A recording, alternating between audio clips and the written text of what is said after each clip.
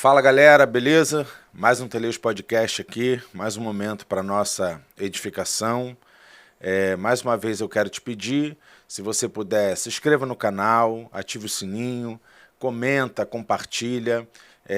Eu sou o pastor Jean Pires, também me segue lá nas redes sociais, né? @pastor Jean Pires. Hoje a gente tem um momento aqui muito especial, um episódio muito especial do nosso podcast, né?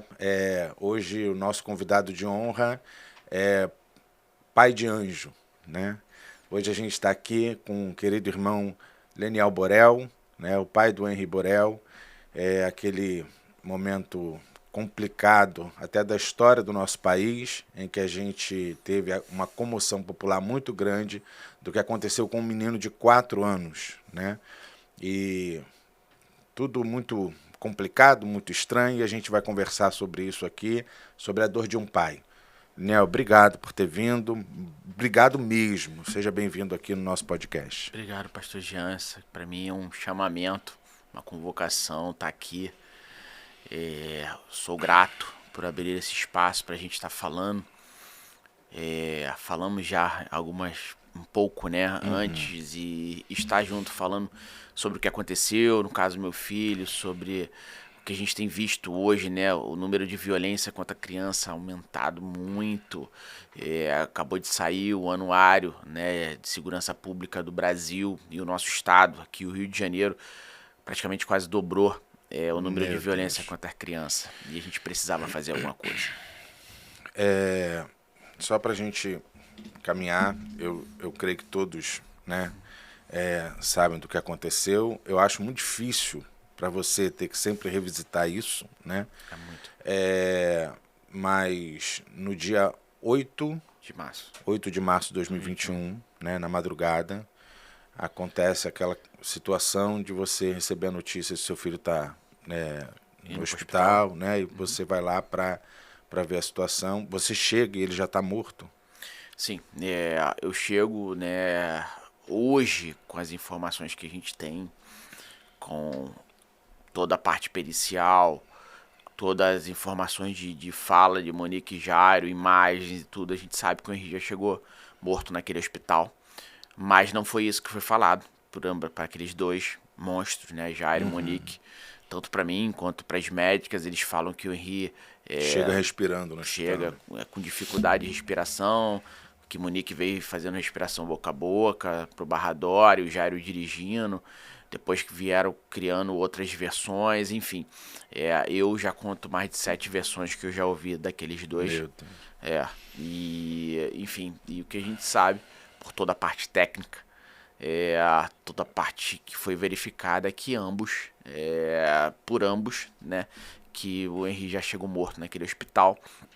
Só que hoje aqueles dois sustentam, né, uma versão esdrúxula, fantasiosa, mentirosa, de que o Henry chegou com algum problema, mas não falam qual o problema, é que os médicos é que mataram meu filho no hospital, né? É a 7ª versão, e aqueles dois monstros mantêm até hoje, né? E como é que eles sustentam? Qual versão que eles sustentam? Porque eu lembro que tinha uma versão de que ele caiu da cama. Sim, que não colou, né? E qual é a versão que eles sustentam para falar a questão das lesões? Então, eles falam que o Henry estava bem, né? Que estava naquela noite lá, o Jairo e Monique acordaram, viram ele lá, estava caído, e pegam o Henry e levam para o hospital.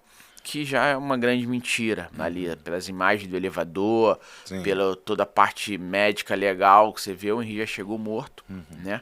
Já estava morto há horas, tá? Pela parte médico-legal. O meu filho faleceu entre 11h30 e meia-noite e meia. Aqueles dois só saem daquele apartamento às 3h50 da manhã. Sim. Ficaram ali criando um cenário, criando uma versão.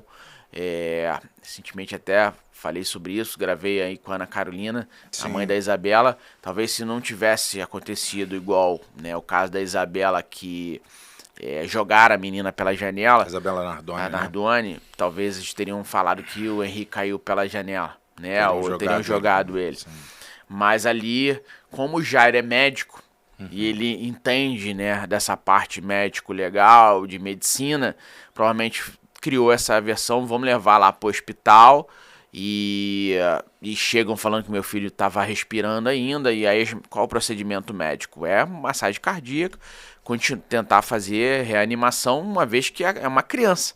E os pais, o padrasto, a mãe falam que ele estava vivo. Então o procedimento médico vamos tentar reanimar. E depois ainda chega um pai maluco, né, lá eu ajoelhando, pedindo pelo amor de Deus que salvassem o meu filho, o que pudesse fazer, fiquei orando, intercedendo ali pelo meu filho, pedindo Henri volta, e meu filho não voltou. Então assim, as médicas ainda ficaram ali depois que eu cheguei mais quase 50 minutos tentando reanimar meu filho, mas elas não sabiam que meu filho já tinha chegado morto. Foi através da informação ali da mãe, né, de que ele estava ainda respirando e esse é o seu procedimento, tá? E louvo a Deus pela vida dos médicos que tentaram fazer isso pelo meu filho. Outro dia, eu vou de um carro de aplicativo, quando a Monique me liga, e eu tava indo para Macaé para trabalhar, e ali eu pego o outro carro e direciono pro Barrador, e o rapaz que naquela noite, pior noite da minha vida, né, o motorista de aplicativo, entrou em contato comigo na minha rede social, falando: Leniel, eu queria tanto falar com você, te dar um abraço, irmão, porque a gente vai orando. Eu falei: irmão, ora comigo aqui, pega a mão do carro de motorista, ora comigo, meu filho tá no hospital, e ele ora comigo, ele fala: irmão, eu vi verdade, eu vi Deus ali, e eu queria tanto ter ido mais rápido, pra que talvez, você tá entendendo? Mas hoje a gente sabe que não importava a rapidez que ele fosse ou a gente fosse, porque o Henri já estava morto naquele apartamento para aquele casal macabro. Meu Deus. Você fala, né, que ele vinha dando indícios, né, Sim. de que eu vi você falando até que às vezes você se sente culpado. O que eu acho que tem coisa que a gente só vai entender depois mesmo, né? A gente nunca entende isso no processo. A gente, lá em casa, eu tenho 2 filhos, né? Inclusive, eu acompanhei muito pouco o processo do que aconteceu, né? No caso, porque eu evito muito ver essas coisas. Eu tenho um filho de 8 anos que é especial, tem síndrome de Down, né? O Lucas. E uma menina de 5, a Mariana. Quando eu tive o Lucas, um amigo meu, psicólogo, me disse o seguinte: rapaz, agora seus olhos vão abrir para uma realidade que para você não existia, que é a questão com Down. Porque quando a gente tem filho, a gente passa a ser pai de todas as crianças. Você começa a olhar as crianças de forma diferente, né? Porque você, que eu creio, a gente vai falar um pouco disso depois, que é o que acontece com você hoje com a associação, né? Que você agora abraçou a causa de todas as crianças que passam por essa situação. Então, assim, eu evito muito. Minha esposa já não. Minha esposa acompanha muito. Ela vê creche que está, sabe, agredindo criança, professores agredindo. Na escola dos nossos filhos, ela é uma leoa. Qualquer coisa que as crianças chegam em casa reclamando, ela quer ir lá saber, ela quer ver. Os profissionais, né, ficam até meio assim com a gente, porque, estão mimando o filho e tal. Não, mas tem que ser assim. E ouvindo o seu relato, e às vezes eu travo muito ela, falando: minha filha, não é muito exagero e tal, né? E ouvindo todo o seu relato, tudo que aconteceu, é assim que tem que ser mesmo, né? A gente perceber os detalhes, porque a gente sempre olha para a criança. Por exemplo, minha filha, logo quando ela começou a estudar, ela tinha pavor do professor de educação física. Minha filha com 5 anos, né? Pai, hoje é a aula do tio Marcelo, e ela começava a chorar: eu não quero ir, eu não quero ir, eu não quero ir. E a Mariana é muito sensível, ela é muito sensível. Aí depois que a gente foi saber que, conversando, buscando, investigando, a própria diretora falou: não, vamos investigar e tal, porque todo mundo gosta do tio Marcelo e tal. E ele tem um apito, que ele dá, quando ele vai dar bronca nas crianças, ele apita e tal, e ele dá bronca, né, e tal. E a Mari é muito sensível, ela é tão sensível que às vezes a gente chama a atenção dela, alguma coisa, e ela pega no sono, ela dorme, sabe? Então, assim, a gente tem mesmo, né, ficar mais atento a essas coisas. Sim. Ouvindo todo o seu relato, eu falei, cara, como que, né, crianças vão dando sinais. E às vezes a gente, né, é normal a gente entender que tem coisas de criança. Você passou por era muito recente a questão da separação. Sim, né? Isso é importante a gente falar. Várias coisas aqui que foram faladas super importantes. Se eu botar num timeline, né, numa linha de tempo, foi tudo muito rápido, né?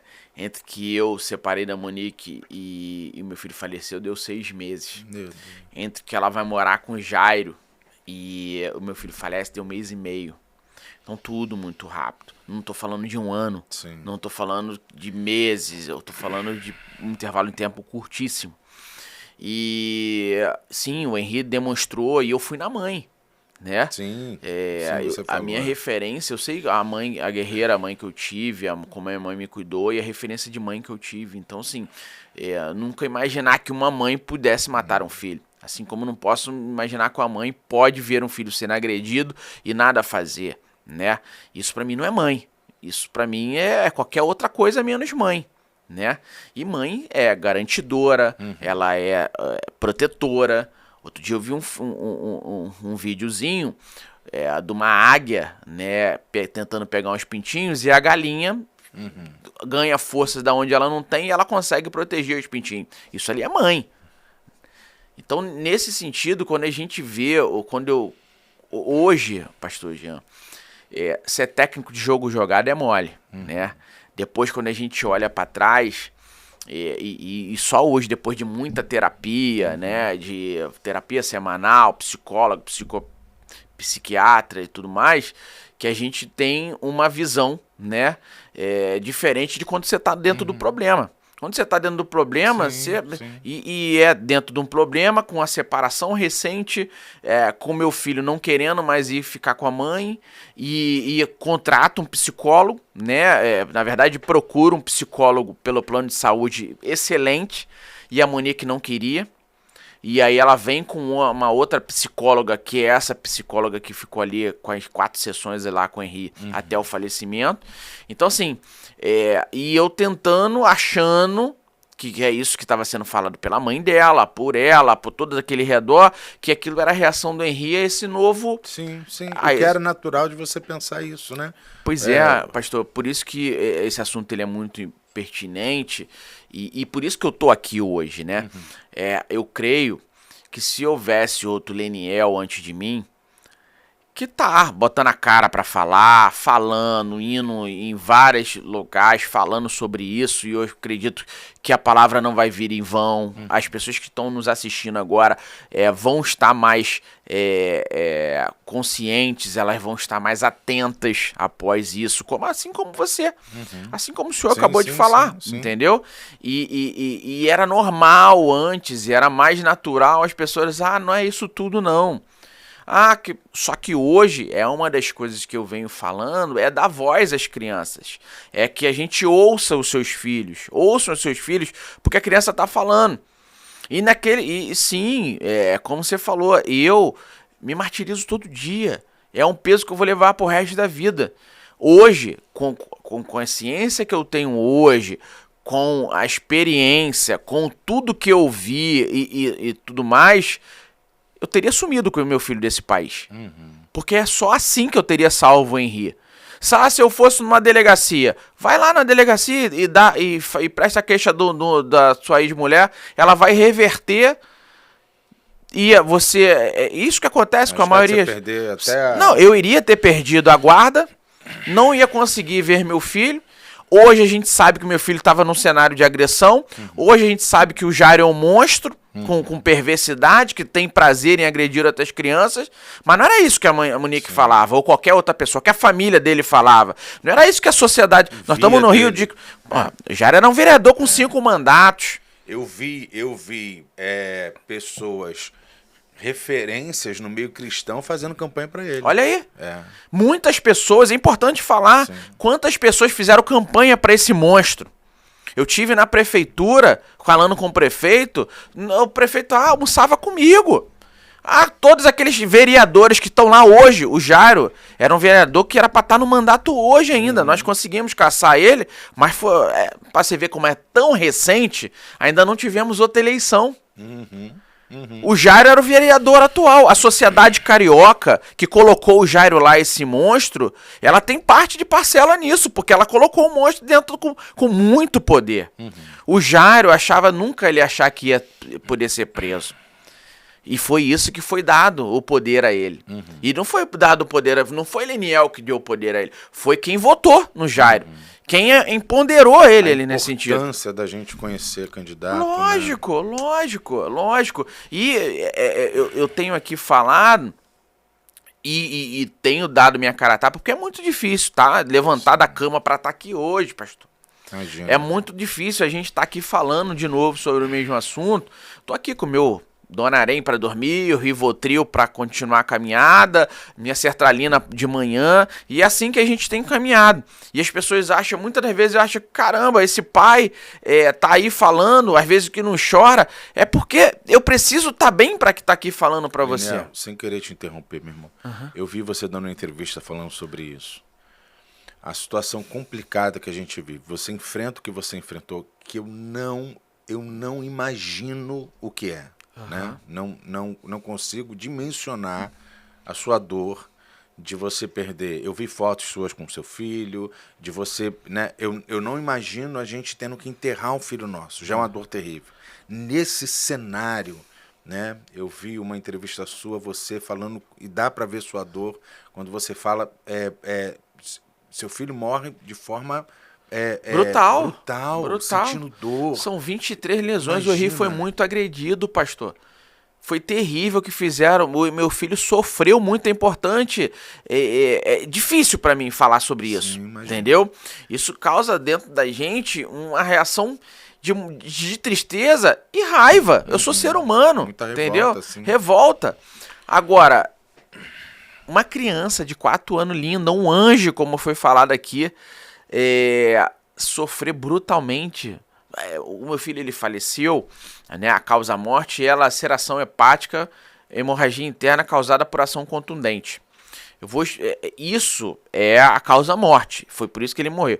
Meu filho ficou sangrando por horas dentro, sofrendo, gritando, e com a mãe presente dentro de casa, com a mãe no cenário. Você imagina o quanto. Fora isso, ainda tinha hemorragia na cabeça, lesões na cabeça, entendeu? Em direções diferentes, como se fosse jogado. Lesões no braço, lesões no nariz. Eram várias, são 23 lesões.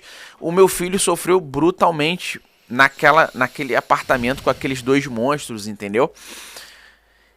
Nesse sentido, eu falo pro senhor, uma bolada, quem já tomou uma bolada, né, no fígado e tudo mais, sabe a dor que é. Imagina você tomar uma pancada e ficar sangrando por dentro, a dor que continua ali por horas, tá? E outra, sem possibilidade de reação e sem possibilidade de socorro, porque aqueles 2 omitiram o socorro. Eu falo o seguinte, a pancada, né, a agressão que foi feita foi tão grande que o policial que me entrega o laudo, ele fala, pai, a alusão dele é uma queda de um 3º andar. Meu Deus. Existem na literatura, por exemplo, pessoas que, num acidente de carro, por exemplo, que batem um acidente de carro, que tem hemorragia interna, laceração hepática, só que chegam no hospital, eles abrem e estão vivos até hoje. Você tá entendendo o que aqueles 2 fizeram? Eles negaram socorro. O Henrique ficou sofrendo naquele apartamento por horas. Então, assim, foi brutal o que fizeram com meu filho naquele apartamento. E o que é mais triste, né? Que para você ele estava num ambiente seguro. Ele está com a mãe. Tá com a mãe, né? Proteção. Amava a mãe, lógico. Pastor, um cachorro, quando você já vi as pessoas agredirem um cachorro, o cachorro volta. Porque a relação dele ali, de afeto, de carinho, é com o dono. Imagina a criança. A criança, a relação de amor, quem é para criar, para educar, é o pai e a mãe. Então, assim, eu nunca ia imaginar que uma mãe não possa proteger ainda mais um anjo lindo. O Henri era um gentleman, uma criança dócil, super educada, um filho que toda mulher queria ter. Muito difícil imaginar que uma mãe não pudesse proteger um anjo como aquele. Então, nesse sentido, eu entrego achando que ela vai proteger. Sim. E como ela falou pra mim, não, eu mato o Jairo. Ela fala na quarta-feira antes do meu filho falecer, que eu vou acarear dela por telefone, se tinha alguma coisa de agressão. Ela fala, Niel, pode trabalhar tranquilo, eu mato o Jairo se acontecer alguma coisa. Ai, de que eu ia esperar que acontecesse alguma coisa com o meu filho. Você tá entendendo? Então, enquanto você fala que quando o Henri começa a dar sinais, você chama os dois, né? Você chama os dois pra falar. Na primeira vez que ele fala, eu já chamo os dois. Nem conhecia Jairo. Nunca conheci aquele cara. Eu conheci naquele dia ali, mando descer. E ele vem um político, cordeirinho, né? É muito tranquilo e tal. Ah, pega meu telefone aí. Enfim, falando que nada daquilo tinha acontecido. Depois, na outra vez que meu filho fala, na quarta-feira antes de que ele veio a falecer, eu falo com o Monique, o Henrique falou, aqui, não, ele falou pra psicóloga também, mas isso é uma reação a esse novo lar, é porque ele não quer ficar mais, ele não quer ficar lá, ele quer ficar contigo ou com minha mãe, entendeu? Porque lá é um ambiente que ele gosta, está? Você tá entendendo? Então, assim, a mãe totalmente passando pano, totalmente acobertando, e hoje tá mais do que provado. Sim. Hoje a gente sabe, com as informações, com ela, com a babá, com as mensagens trocadas, que a Monique sabia que o Henri estava sendo agredido. Como é que você vai imaginar, pastor? Entendeu? Que isso possa estar acontecendo.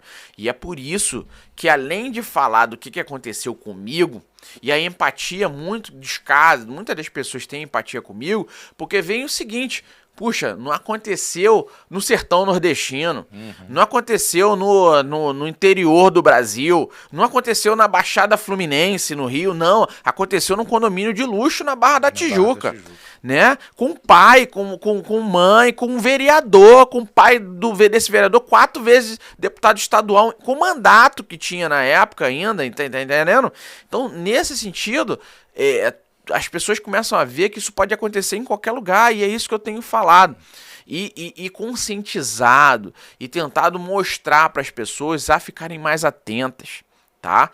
Porque, volto a falar, eu acredito que se tivesse outro Leniel que tem falado, dado a cara a tapa, indo nos lugares para falar e corrido atrás para... Hoje a gente conseguiu aprovar a lei Henri Borel. Sim. Hoje a gente tem uma lei que é um mecanismo de proteção, combate à violência infantil, uma lei federal. Quem conseguiu isso antes?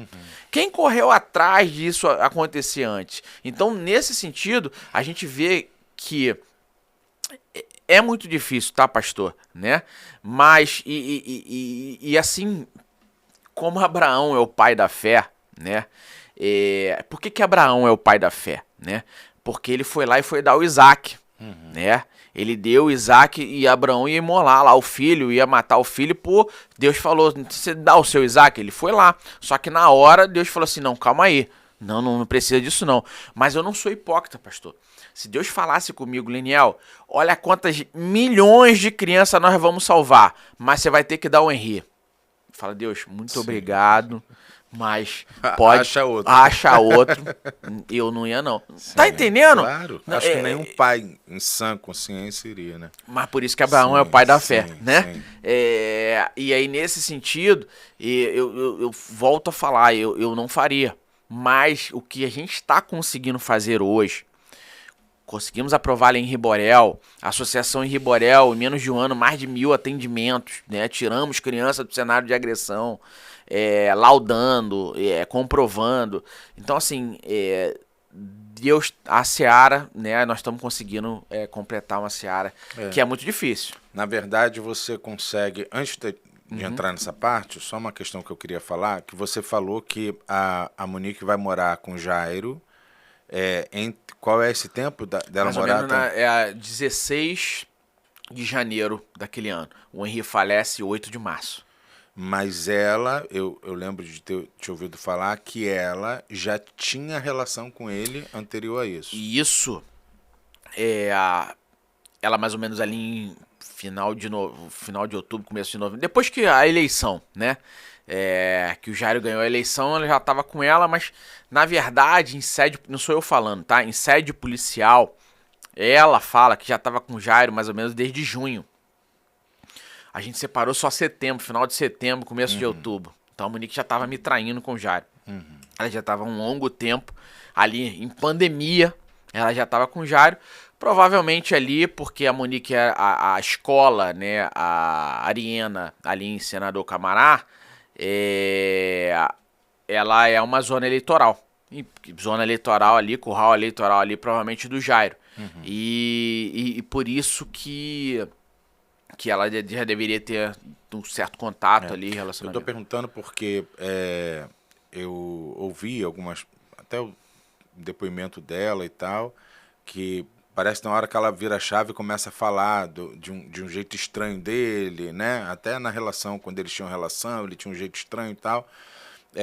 Ela sabia quem ele era. Sim, né? sabia. E ela, de fato, ela tanto sabia, e isso foi até icônico ali nas investigações, que ali antes do Henri falecer, na quarta-feira antes do Henri falecer, foi até do dia que ela apaga uma tatuagem que ela tinha com o meu nome e bota uma tatuagem do Jairo.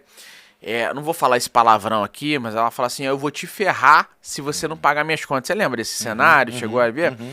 E provavelmente ela sabia, tinha muita informação ali de quem era o Jairo, né? Até das agressões do filho dela na mão, né? E ela fala assim, ó, se você não pagar minhas contas, eu vou te ferrar. Essa é a ganância, é a Monique gananciosa que vendeu o filho dela, né, para obter os benefícios próprios. Meu Deus do céu. Bem, vamos lá. O que eu acho, assim, extraordinário nisso tudo é que você consegue, com muita graça de Deus, porque eu de fato não sei o que eu faria, não sei, né? Mas assim, você consegue transformar uma dor em um propósito, né? Você consegue transformar sua dor em uma missão. Você consegue transformar a dor da perda do seu filho na missão de que outros não percam seus filhos. Sim. E você transforma o Henri no herói, é isso mesmo. O Henri, né, de 4 anos de idade, é transformado, o nome do Henri é transformado, o Henri é transformado num herói que vai salvar muitas crianças. Amém, tem salvado já muitas crianças. Sim. Né? Como que acontece esse processo? Quando que você tem esse start?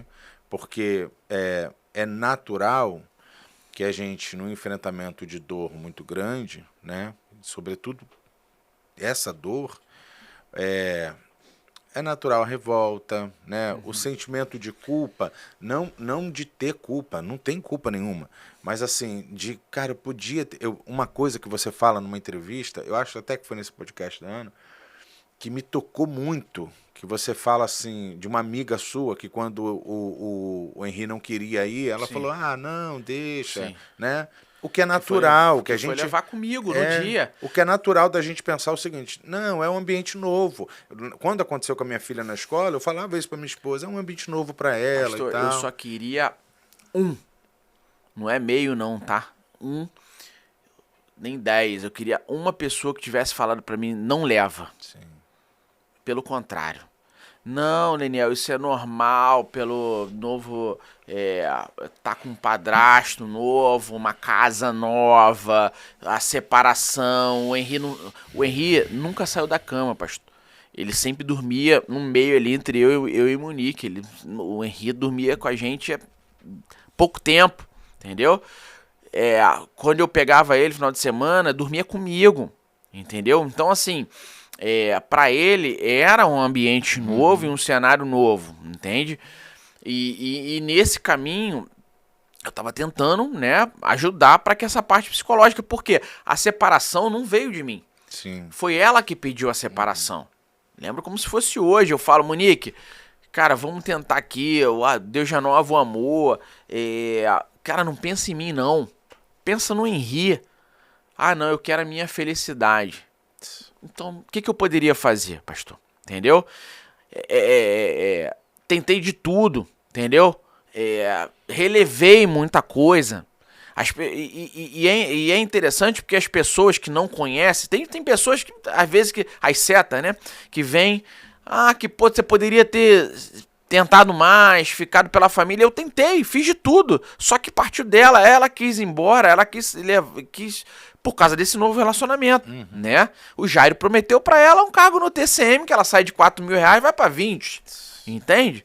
Bom, e eu queria, nesse contexto, eu só queria um. E naquele dia que eu vou levar ele, eu vou com uma amiga no carro que já tinha filhos já criados. Eu falo, cara, o que eu faço? Eu não sei o que fazer, meu filho não quer ir. Não, Liné, isso é normal, isso acontecia comigo também, só que era o contrário. Ele não queria, meus filhos não queriam ir com o pai, se escondia debaixo da cama. Você tá entendendo? Então, assim, essa é a minha responsabilidade grande hoje de mostrar o seguinte: não ouve seu filho, entendeu? Investiga porque tem uma coisa errada, entende? Bom, então nesse caminho tão difícil quando perder o Henri, as informações que a gente recebe, por exemplo, da Unicef. São 12 mil crianças assassinadas por ano no nosso país. Se você dividir por 365 dias, dá 32,8, dá 33 crianças todo dia sendo mortas no nosso país. E ninguém fazendo nada. Ninguém falando nada. Tínhamos acabado de passar uma eleição no nosso país e ninguém falando nada sobre isso. Ninguém com a bandeira sobre criança. Por quê? Porque criança não vota. Então, o que eu decidi? Transformar o luto em luta, né? Perfeito. Hoje, seu irmão, seu amigo, tenta transformar o luto em luta. É muito difícil. Eu pago um preço muito alto. Mas, se a gente conseguir, desses 33, salvar um por dia, já valeu a pena. Se a gente conseguir salvar um por semana, valeu a pena. Se a gente for salvar um por ano, valeu a pena. E a gente tem conseguido salvar dezenas, se não centenas ou milhares, né? O que eu creio, tá, pastor? O meu filho estava no cenário de agressão, tá hoje mais do que provado, né? Meu filho foi brutalmente assassinado e eu creio que Deus levou meu filho e um dia eu vou encontrar o meu filho, assim Amém. Como vai anoitecer, assim como vai entardecer e amanhecer, eu vou encontrar meu filho. E Davi, né? Davi perdeu um filho, né? Eu falo quando eu vou nas igrejas, quando eu prego, quando eu falo em 2 Samuel, que para mim Davi me deu o maior exemplo e é isso que eu vivo, né? Por causa do pecado de Davi, Deus falou para ele, eu vou levar o seu filho. E Davi ali jejuou, vestiu pano de saco, orou, ficou semanas e nem por causa disso Deus deixou ele levar o filho dele, que era o fruto do pecado dele com Betseba. E ali quando o filho falece, ele viu os burburinhos, né, na casa, ninguém querendo dar notícia para Davi é brabo, né, a Bíblia tá ali, né, relata, por mais que seja um homem segundo o coração de Deus, mas foi um dos homens mais sanguinários da história, né, e ninguém querendo falar, aí ele percebeu, e ele falou assim, eu quero o melhor banquete, me dá a melhor roupa, e o empregado mor fala assim, puxa, mas quando ele estava vivo, você orou, você jejuou, e agora que está morto, você quer um banquete? Ele fala assim, sim, o que ele não volta para mim, mas eu vou até ele. E eu vou até o Henri. E é fazendo o que a gente está fazendo aqui hoje. E é o que a gente está fazendo e ajudando outras famílias, outras crianças, que a gente vai encontrar. Então, transformar o luto em luta, que a gente consiga salvar outras crianças para que o que aconteceu com o meu Henri não aconteça com outros. Você conseguiu, assim, para mim um fato histórico, né? Que a aprovação dessa lei o tempo foi muito rápido, Sim, né? A aprovação da lei. Como que tá essa questão da lei? O que a lei determina? Bom, a lei Henri Borel, eu sempre reforço, porque hoje a lei Henri Borel está para as crianças, assim como Maria da Penha está para as mulheres, tá? A lei Henri Borel, ela é um mecanismo de proteção, não é só uma lei punitiva, por exemplo, né? Ela tem a parte punitiva. Hoje a gente traz crime contra a criança, né, assassinato, como crime hediondo. A gente traz a omissão como crime. Isso eu achei interessantíssimo. E isso tudo que eu vivi, ali, ou vivo no processo criminal, a gente trouxe para a lei em Riborel. Por quê? Por exemplo, a gente conseguiu prender a Monique e o Jairo, a mãe e o padrasto, mas não prendemos a avó e a babá, que sabiam das agressões, que poderiam ter evitado aquele pior, que foram altamente omissas. Mas a babá saiu pela tangente falando que falou pra Monique, mas não falou pra mim. Não foi em uma delegacia, não foi em nenhum lugar, falou pra mãe, então ela conseguiu essa tangente. E a avó, por ser vó, pode mentir. Podia mentir. Agora não. Hoje, se a lei em Riborel tivesse antes do que aconteceu, aquelas duas estavam presas. Entendeu? E vizinhos, qualquer outra pessoa que foi provada que sabia das agressões e nada fizeram, estariam presas. Tá entendendo? Então, nesse sentido, a lei em Riborel hoje, ela traz, né, a omissão como crime, ela traz o denunciante como sujeito de direito. O que é isso? Ah, você vai ver muito eu falando denuncie, porque é através da denúncia que a gente vai evitar o pior. A gente não pode ficar esperando só depois que acontecer virar estatística. A gente tem que denunciar, fazer com que as pessoas vão à delegacia, denuncia. Hoje não precisa ir à delegacia, pode fazer um RO online, né? Hoje tem o Disque 100, você pode ir através do Disque 100 ou através dos conselhos tutelares. Fizemos um chamamento no Brasil nessa última eleição de conselheiro tutelar e foi a reeleição histórica com o maior número de votos. As pessoas saíram de suas casas para votar. Porque como a gente lida com crianças vítimas, o que eu mais ouço é o seguinte, pastor. Ah, que o conselho tutelar não presta. Você deve ter visto. Que o conselho tutelar é inerte, que não faz nada. Eu falei assim, porque você não vota errado. Outra, ou porque você não vota, você votou no conselheiro tutelar. E aí nós fizemos um vídeo que viralizou aí no Brasil. Todos os conselheiros tutelar que pegaram esse vídeo se elegeram, foi bênção, né? Convocando as pessoas a votarem em conselho tutelar. Hoje, através da lei em Riborel, a gente deu mais 10 atribuições ao conselheiro tutelar. Hoje, o conselheiro tutelar, ele pode pedir a medida protetiva, que antes não podia, né? Fora isso, a gente traz a parte preventiva. Por isso que eu falo que a lei é um mecanismo. E aonde que entra a parte preventiva? A lei fala, estados, municípios têm que colocar dinheiro, tem que colocar em recursos, em conscientização, em delegados, em professores, guarda municipal, em UPAs, todos aqueles que de uma maneira direta ou indireta lidam com a criança. Porque são esses que vão salvar essas vidas.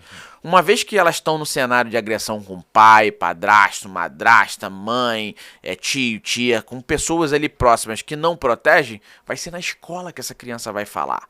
É o professor que vai salvar essa vida. Por isso que é muito importante. Às vezes até na igreja. A igreja, né? Eu tenho palestrado em algumas igrejas, né? Não vou falar pregado porque eu não sou pastor, né? Mas a gente tem palestrado e falado e está sendo incrível. Outro dia a gente falou palestrou na Nova Vida, em Nova Iguaçu, no Rio de Janeiro. E, puxa, foi incrível, cheio, a aderência foi excelente, num culto para mulheres e bem comentado e tudo mais. Depois daquilo ali, no domingo, o pastor me liga, um pastor, né, me manda mensagem e falou, Niel, o pessoal tá desesperado, o que aconteceu? No hospital público, né, se não me engano, acho que é Miguel Couto, chegou uma criança no domingo, deflorada, o ânus para fora, de 3 meses. 3 meses? 3 meses. Pastor, o que a gente tem visto é coisas muito tristes, surreais, que nós, hoje não tem mais o homem comum, né, que a lei falava, né, mas nós que não compactuamos com isso e achamos seres humanos com amor, não acreditamos que algo tão terrível possa acontecer, só que acontece. Só que não podemos tampar o sol com a peneira, por isso que o papel da igreja ele é fundamental, entendeu? Os pastores que recebem esse tipo de informação, as pessoas ali no kids das igrejas, na escolinha, porque ali a criança vai fazer uma pintura que pode denunciar uma agressão, então o papel é super importante, entendeu? E tratar isso com compromisso, né? Porque não podemos deixar que o pior aconteça, né? E aí muitas das pessoas, muitos aí têm levado algumas mazelas. Sábado agora, por exemplo, eu palestrei num shopping e no final a coordenadora do shopping, do marketing, fala que foi violentada na sua infância. Só que o que acontece? A violência, e a Lei Riborel ela traz isso, a violência no modo amplo, né? Porque antes as pessoas só pensam em violência como bater. Não. Hoje a lei traz a violência física, moral, sexual, psicológica, a violência no modo amplo. E falo, né? A violência sexual para criança, ela é mais agressiva que a própria violência física. Quer um exemplo? Eu fui baixinho da Xuxa, né? A Xuxa, só agora, com 50 e poucos anos, foi falar que sofreu violência sexual na infância. Isso, e pasme, ela só ficou ali falando por umas 3 semanas depois. É tão agressivo e tão degradante que ela pediu pra parar de falar sobre o assunto, entendeu? Então, assim, e isso tem acontecido. Pode estar acontecendo nas igrejas. Sim. E é por isso que o papel da igreja ela é fundamental de fazer, né, de pregar o evangelho do reino, mas também de salvar vidas. E estamos salvando aqueles pequeninos, né? Sim. É interessante, sem querer te interromper, é muito interessante o que você está falando. E assim, como pastor, eu olho muito para dentro da igreja. E a gente tem o ambiente de igreja como se fosse, o que não é, um ambiente santo, só de gente legal e tal.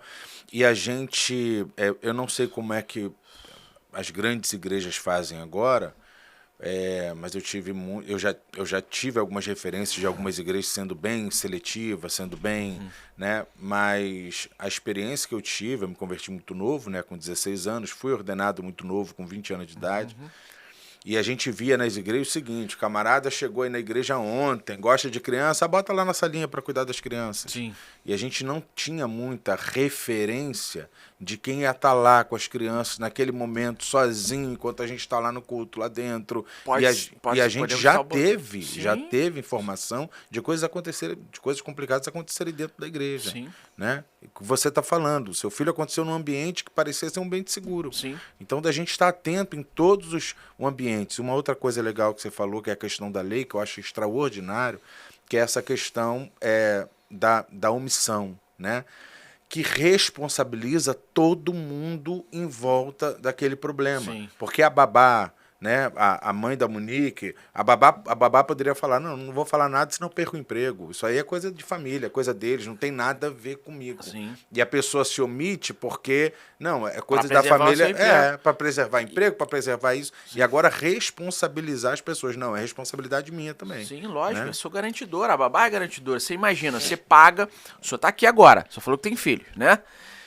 Paga uma babá pra estar aqui, né, trabalhando, indo na igreja e fazendo sua atividade pra todo mundo, né? Você imagina que a babá vai ser omissa? Não, você tá pagando o salário daquela babá. Outra, a babá que a gente pagava, a Tainá, ela tava faltava um período pra terminar de psicologia. Olha só, entendeu? E é isso, pastor, tá? Quando você fala do ambiente, o lobo mau, as pessoas ruins, esses pedófilos, ou agressores e tudo mais, ele não vai passar na rua e vai falar assim: hoje eu vou entrar e vou agredir uma criança. Não, não é isso. Até acontece, tá? Tem na literatura, a gente tem alguns casos, mas 84% dos casos são de pessoas que estão próximas no ambiente familiar ou tão próxima da criança. Então o lobo mau, ele às vezes tá lá dentro da salinha, tá lá dentro do Kids, porque ali é um ambiente para ele propício para isso, entendeu? Então o papel da igreja não é, eu vou para funcionar, eu vou colocar qualquer pessoa, não, tem que ter um processo seletivo, tem que saber quem é aquela pessoa que tá ali, entendeu? Não espere o pior acontecer, e os números têm cada vez sido piores, porque falam, pastor, que a pandemia ia melhorar o mundo. Muito pelo contrário. O mundo está muito pior, tá? Colocamos entre 4 paredes agressores com idosos, crianças, mulheres sem possibilidade de se proteger. E aí qual lugar que ela poderia falar? É na escola, é na igreja. Fechamos as igrejas, fechamos as escolas. E ali era o lugar que poderia elas verbalizar. E olha, é tão difícil para uma criança, assim como é para a mulher e tal, verbalizar que ela foi agredida. Acabamos de ver ontem, né?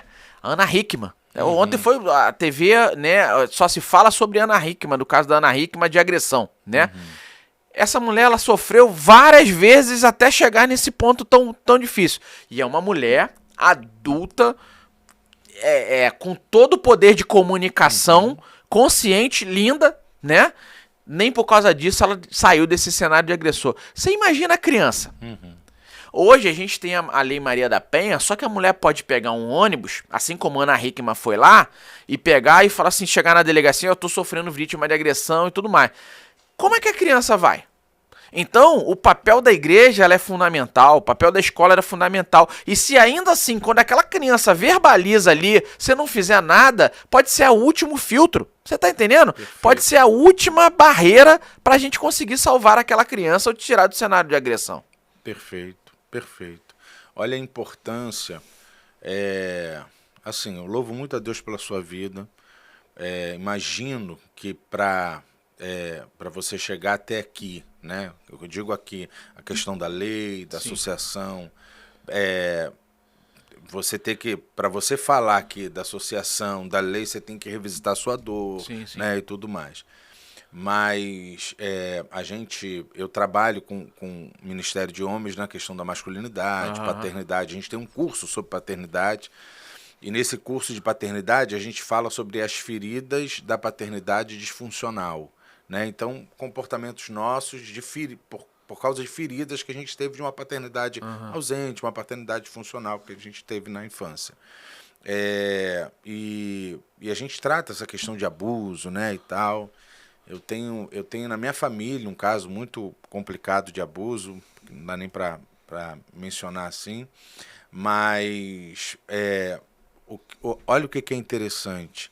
Crianças estão sendo salvas, serão salvas por uma lei por causa de um posicionamento de um pai. Sim. Né? Até a gente tem hoje essa guerra toda política, a questão de feminismo e todo. Uma polarização do mundo que não leva a nada. E tem a questão do feminismo, né? De que o homem é agressor, de que o homem... E com razão, porque tem muitos homens agressores, e você passou por isso na questão do Henri. Só que tem mães agressoras, né? É o que você falou. Se a Monique chegasse, se você fosse brigar e a Monique chegasse lá e falasse, se a Monique chegasse e falasse que o agressor era você, era difícil até de você se defender. Ô pastor, isso é tão claro. A Monique e o Jairo só foram começar a ser investigados 10 dias depois de que o meu filho faleceu. Você sabe por quê? Sabe por quê? Não, né? Não. Porque eu fui totalmente investigado. Porque mesmo? Eu sou homem, eu sou pai, entendeu? O que a sociedade vende? O pai é o agressor, o pai que é o ruim, o pai que é mal. Aí aparece a Monique. Aí aparecem outras mães que mataram os seus filhos. Não, a gente não pode olhando só no ponto de que é homem ou é mulher, não. Hoje, pastor, e eu acho que por isso que é importante a gente estar falando sobre isso aqui, o mundo mudou. Posso exemplificar? Eu tenho 39 anos. Quando eu comecei lá atrás na Tia Teteca, quando eu tinha lá 5 anos, então 35 anos atrás, numa turma ali de 35 alunos, era mais ou menos ali 3 filhos de pais separados, eu sou um desses, e 32 filhos de pais casados. Eu convido o senhor aí na sua escola, uma escola municipal, ou na escola dos seus filhos hoje, é o inverso. Então o mundo mudou. Correto? Perfeito. Se o mundo mudou, nós temos que nos adaptar ao mundo atual. Nesse sentido, como o processo de separação é altíssimo, fica ali o pai puxando para um lado, a mãe puxando para o outro, eles se degladiando, e quem está no meio? É o filho. É a criança. E ali a criança fica vivendo um cenário, né? Ela sofre agressão por um lado e para o outro. Então, por isso que a gente colocou a Associação Henri Borel, por isso que a gente lutou muito pela Lei Henri Borel, porque o nosso foco tem que ser a criança, é dar voz às crianças. E se nós não dermos voz às crianças, vão continuar cada vez mais esse número aumentando, porque o mundo hoje não é mais o mundo de 30 anos atrás. Eu não estou falando de 100 anos, pastor, eu estou falando de 30. Entendeu? Então, assim, e a velocidade ela tá tão grande porque o celular, a informação. Então, assim, a gente precisa se adaptar a isso e fazer alguma coisa para que a gente consiga salvar essas crianças. Uma vez que, como eu falei, 84% é das pessoas que estão ali muito próximas. E é pai e mãe, entendeu? Muito próximo ali. Se esses não protegem a criança, é um papel do Estado, da sociedade, de cada um salvar essas crianças. Minha esposa fala muito até sobre isso. Ela fala muito, Jean, às vezes nós perdemos a paciência com as crianças porque errou, porque a gente está chamando atenção, não ouve e tal. Professor não é pai, professor não é mãe dos nossos filhos. Então, para um professor perder a paciência, eu estou falando isso porque você falou a questão dessa questão do ambiente. Né? Porque há separação, há divórcio, Sim. A criança está ali no meio, os pais estão degladiando, e que foi o que aconteceu no seu caso, e o pai ou a mãe começa um outro relacionamento. Sim. E bota a criança ali no meio achando que o filho é meu. Sim. Né? O outro não vai olhar para o meu filho com o olhar de pai que eu olho. Ou com o olhar de mãe que a mãe olha. Sim. E a gente tem que entender isso, que até essa adaptação a gente tem que estar muito atento. Mas muito. Né? O pai, assim como a mãe, no processo de separação, ou ali para aprovar ali, para ter a guarda e tudo mais, passa por um critério que passa pelo Ministério Público, entendeu? Super criterioso. Mas quando se bota uma terceira pessoa, um novo padrasto, uma nova madrasta, não sofre critério nenhum. Sim. Você tá entendendo? Sim. E podemos estar botando agressores ali, porque não é cria dele, não é filho dela, entendeu? Então, nesse sentido, é muito importante. Pastor, criamos ali em Henri Borel, mas ainda temos muita coisa para fazer. Eu, Leniel, hoje eu me dedico praticamente 100%, né, do meu tempo para que a gente consiga ajudar mais e mais. Né? A Associação Henri Borel tá aí, né? Se eu puder depois de divulgar o telefone. Eu queria, na verdade, a gente está caminhando por fim, eu queria, na verdade, que você falasse um pouco da associação, Sim. como que a gente, né, como é que a gente pode chegar até a associação, quais os contatos. Bom, a Associação Henri Borel, ela tá localizada aqui no Rio de Janeiro. Por enquanto, nós estamos estourando, né? Há um pedido do Brasil inteiro e espero que a gente consiga. Mas para isso conseguir, a gente vai precisar de recursos. Então, assim, toda ajuda ela é bem-vinda. A Associação Henri Borel depende da ajuda, é uma associação não governamental. Então, assim, precisamos de ajuda de todo mundo para que a gente consiga manter, pagar os aluguéis, os custos profissionais. E só assim a gente vai conseguir, né? Temos aí o site www.henriborel.com.br. Temos um telefone agora novo de atendimento, que é o 021 980 90 80 90. O Instagram da associação é Henri Borel Associação, né? Tem uma rede social. Temos aplicativo também, Instituto Henri Borel. Só entrar lá tanto na Apple Store quanto em outras plataformas, né, Android e tudo mais. Então, assim, e com isso vocês conseguem, né, adentrar e falar com nossos profissionais. Lá, a Associação Henri Borel, nosso foco é apoio a crianças e adolescentes vítimas de violência, todo tipo de apoio. Nosso foco são as crianças vítimas de violência e conseguir, né, de alguma forma, tirar elas desse cenário de agressão o mais rápido possível, porque a violência ela tem um time, entendeu? Ele vai escalando, né? Tá. Estamos começando aí também, assim como foi um prazer estar aqui no Telês Podcast, a Associação Henri Borel vai lançar um podcast também chamado Basta Cash, para falar sobre dar voz, tá? A gente tem outras crianças, outras vítimas, todo dia praticamente. Hoje, por exemplo, a gente postei na rede social uma criança linda chamada Dante, que foi agredida numa creche escola no Rio de Janeiro. Hoje vai ser o processo. Hoje vai ser a audiência e ali a gente está apoiando, então tentar dar voz a outras vítimas, falar sobre a violência, sobre o que está acontecendo e pedir justiça, né? Hoje no Brasil é muito difícil fazer justiça, pastor. Assim, você só consegue ver quando você tá, né, no processo criminal, você tá num processo, quanto difícil é fazer justiça.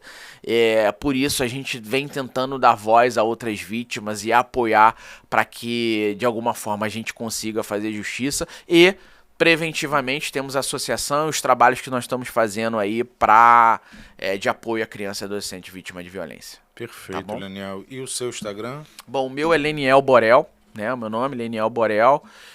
Também a gente recebe bastante coisa, bastante pessoas e eu sempre tenho tentado encaminhar para a associação. Bom, se alguém puder, até tô vendo ali, ó, se puderem se inscrever no... E quem tá nos assistindo, estamos começando agora esse trabalho do podcast essa semana, se inscreva lá no @BastaCast, né, quem puder nos assistir, e vai ser uma rede de proteção e a gente conseguir, porque eu sozinho recebo muita coisa difícil, pastor, mas não dá, eu já tenho um problema muito grande do processo criminal, fora do que a gente tem tentado ajudar, então a gente tem tentado capitanear para um local para conseguir ajudar mais e mais, e hoje agradeço o Telês Podcast por dar esse espaço, e contem comigo aqui, sempre que puder, eu estarei aqui para falar um pouco mais. Obrigado, tá Leniel, bom? Obrigado mesmo. Gente, olha só, eu tenho um projeto social na Cidade de Deus, com meninos, né, e tal, e eu tenho falado o seguinte: não adianta a gente ficar vendo televisão, vendo o que acontece com as crianças lá em Israel, no Hamas, ficar todo mundo alvoroçado. Ai, meu Deus, olha o que fizeram com criança e tal. E a gente gasta dinheiro com tanta coisa, e quando é para coisa séria, para salvar crianças, a gente ouve, acha bonito, acha forte, acha extraordinário, mas a gente não faz nada. Então você tem o dever de se envolver nesse projeto missionário, desse missionário chamado Leniel, que está aí, meu irmão, numa missão de salvar crianças. A gente está falando de crianças abusadas, crianças que estão sendo vítimas de violência e que você pode ajudar de alguma forma. Às vezes você acha que é pouco, mas você se envolve, outro se envolve, o Brasil se envolve e a gente consegue fazer história no nosso país, sendo missionários do nosso tempo, tratando as coisas reais da nossa geração. Amém. Então quero te convocar mesmo para você se inscrever lá no canal, se inscrever no podcast, seguir o Leniel nas redes sociais, se envolver com isso, mandar para amigos, sabe? Porque você pode estar sendo participante de um processo de salvar vidas que Deus está fazendo. Um veículo de bênção para outras... Um veículo de bênção para outras crianças. Para outras crianças e outras famílias, tá bom? Leniel, muito obrigado, meu irmão, que Deus te abençoe. Eu sei que foi uma luta você chegar aqui, mas obrigado por ter vindo, tá bom? Comigo. Que Deus te abençoe aí, abençoe nessa jornada. Você, obrigado por ter ficado aí com a gente, tá bom? Muito obrigado por ter participado aqui com a gente desse momento no nosso Telês Podcast. Fica com a gente, que você possa divulgar esse vídeo para outras pessoas serem abençoadas também e que Deus te abençoe. Ó, seja homem, tá? Amém. Deus te abençoe. Tchau, tchau. Irmão, muito